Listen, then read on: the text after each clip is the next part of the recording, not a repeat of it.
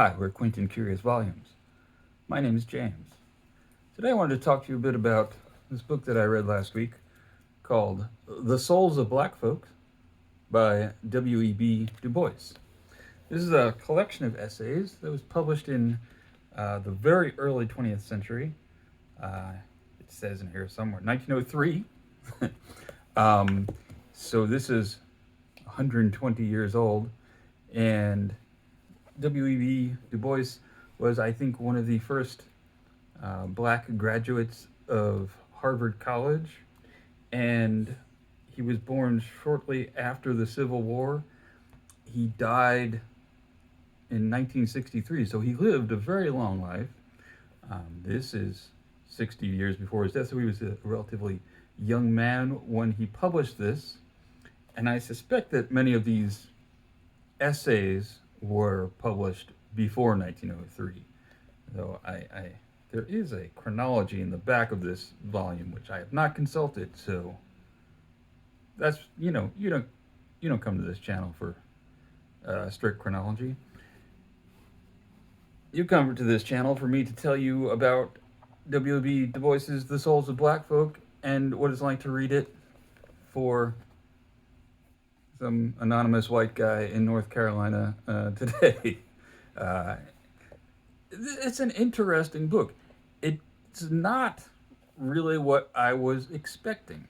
Very well written, very almost Victorian kind of turns of phrase, and it's a variety really.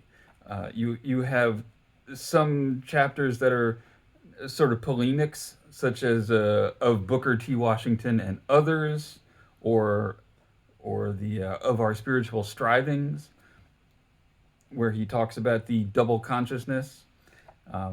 There's sort of a travelogue where he writes about the so-called Black Belt, which is a section of the Deep South where a lot of the cotton was grown, the so-called Egypt of the Confederacy. And there is what is, it must be a short story called Of the Coming of John, which is about two young men, both named John, of the same age, one white and one black, from a small community in the South, who both leave to seek their fortune elsewhere and then return, and what happens to them. So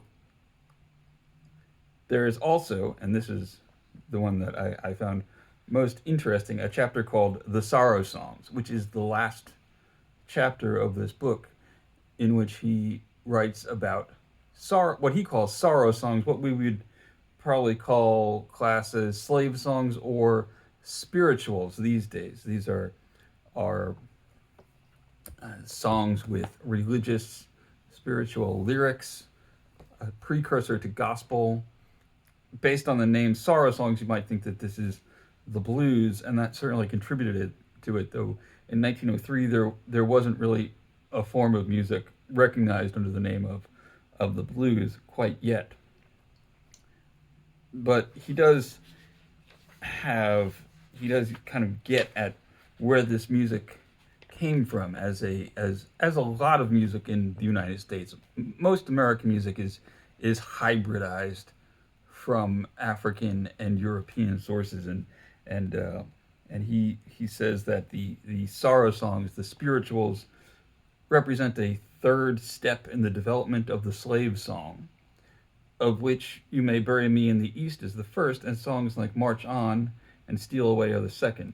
So the first step is African music, the second Afro-American, while the third is a blending of Negro music with the music heard in the foster land, for foster being the United States.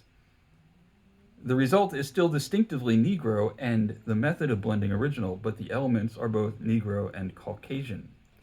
One might go further and find a fourth step in this development, where the songs of white America have been distinctively influenced by the slave songs, or have incorporated whole phrases of Negro melody, as Swanee River and Old Black Joe. Those are Stephen Foster songs, which Stephen Foster definitely influenced by the African music, or African American music, particularly through minstrelsy, as he goes on to say. Side by side, too, with the growth has gone the debasements and imitations, the Negro minstrel songs, many of the gospel hymns, and some of the contemporary coon songs. A mass of music in which the novice may easily lose himself and never find the real Negro melodies. Now, this is something that I don't know how well it's known about these days, but the minstrel uh, performance style was uh, white Americans who put on black makeup to make themselves appear to be African American, and who played songs that were at first probably learned from African American sources, and later became sort of caricatured.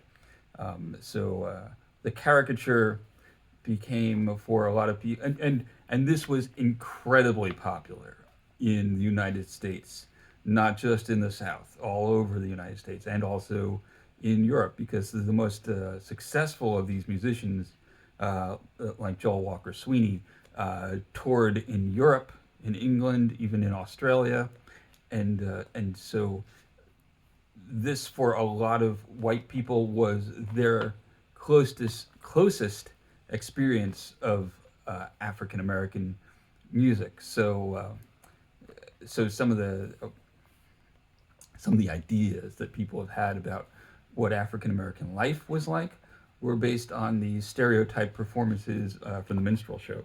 Um, so it's interesting that he is recognizing that, writing about that, even at this early date. I guess it was, maybe seemed late because it had been going on since before the Civil War, but it's still happened in the United States into the 40s and 50s, and there's survivals of it, and in even into the 60s, and some would say even today. Um, there was a UK show called the Black and White Minstrel Show, which featured blackface performers into the 1970s.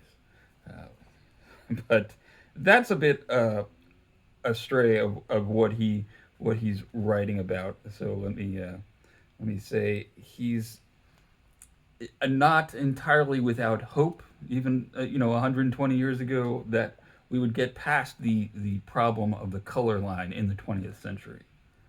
Uh, this will sound familiar to you. Sometimes it is faith in life, sometimes a faith in death, sometimes assurances of boundless justice in some fair world beyond. But whatever it is, the meaning is always clear, that sometimes, somewhere, men will judge men by their souls and not by their skins. Is such a hope justified? Do the sorrow songs sing true? Now, now, now, Dr. Martin Luther King must have been familiar with this when he was writing his famous speech.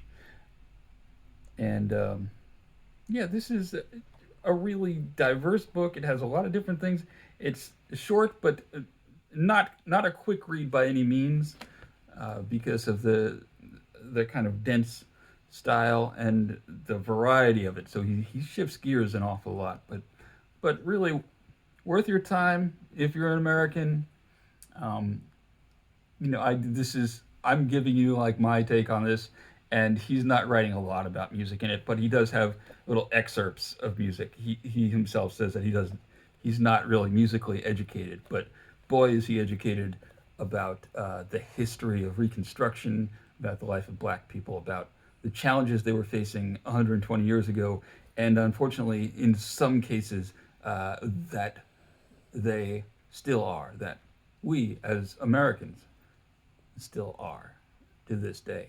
So that's my thoughts on W.E.B. Du Bois's The Souls of Black Folk. Thanks for watching. I'll talk to you again soon.